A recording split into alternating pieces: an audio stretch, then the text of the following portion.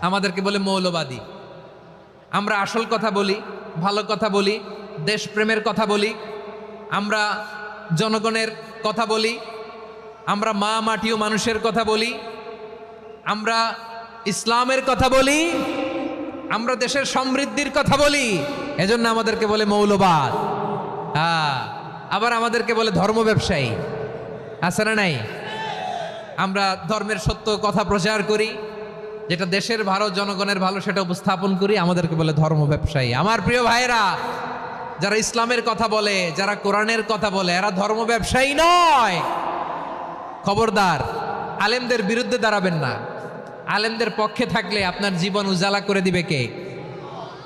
কুন আলিমান আও মুতাআল্লিমান আও মুত্তাবিআন আও মুহিব্বান ওয়ালা তাকুনিল খামিস ফাতাহলিক। হয় আলেম হও, নয় আলেমের ছাত্র হও,